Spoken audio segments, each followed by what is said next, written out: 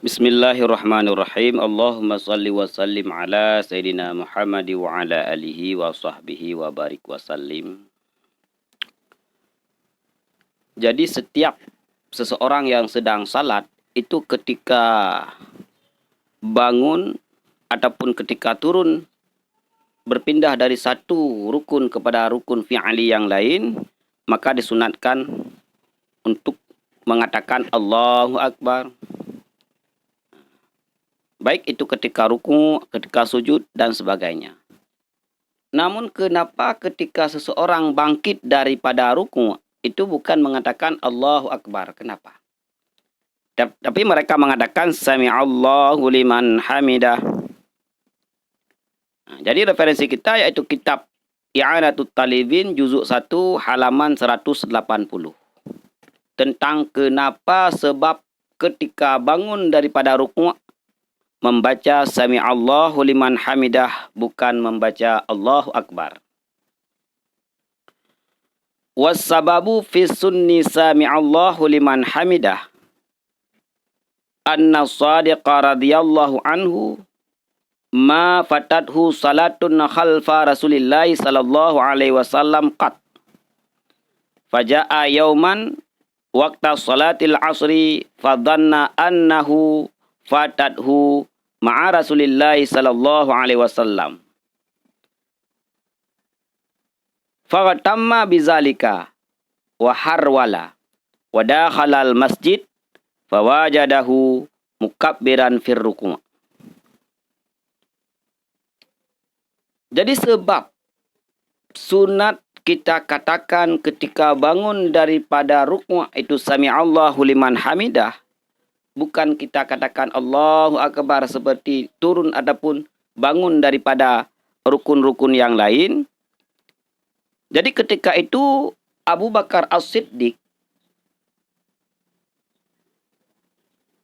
beliau pada suatu hari, yaitu pada saat waktu salat asar. Maka ketika itu beliau menyangka bahwa dirinya tidak sempat untuk mengikuti salat berjamaah beserta dengan Rasulullah sallallahu alaihi wasallam. Dengan rasa sangat menyesalnya, beliau bergegas pergi ke masjid dan masuk ke dalam masjid. Ternyata ketika Abu Bakar sampai di dalam masjid, beliau melihat Rasulullah sallallahu alaihi wasallam sedang takbir ruku'. Ya. Maka ketika itu Abu Bakar mengatakan, faqala alhamdulillah wa kabbara khalfahu. Jadi langsung Abu Bakar mengatakan alhamdulillah. Jadi rasa syukurnya memuji Allah Subhanahu wa taala bahwa dia sempat untuk mengikuti berjamaah beserta dengan Rasulullah sallallahu alaihi wasallam. Ini yang dikatakan oleh Abu Bakar. Alhamdulillah. Setelah mengatakan demikian, langsung Abu Bakar takbir dan rukuk beserta Rasulullah sallallahu alaihi wasallam.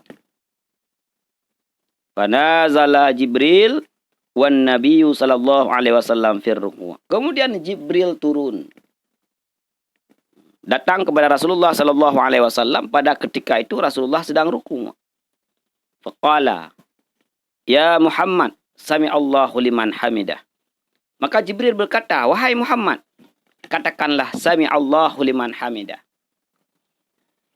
Jadi inilah sebab bahwa ketika bangun daripada ruku', kita mengatakan Sami'allahu liman hamidah, karena ketika itu Abu Bakar menyangka bahwa dirinya tidak sempat salat berjamaah beserta Rasulullah. Ternyata ketika beliau sampai ke masjid, Rasulullah sedang ruku', dia memuji Allah, alhamdulillah, bersyukur kepada Allah seraya takbir ruku'. Maka syukurnya, pujiannya kepada Allah Subhanahu wa taala, Allah mendengarnya. Maka ketika itu Jibril mewahyukan kepada baginda Nabi Muhammad sallallahu alaihi wasallam untuk mengatakan Sami'allahu liman hamidah. Jadi inilah sebabnya. Mudah-mudahan bermanfaat.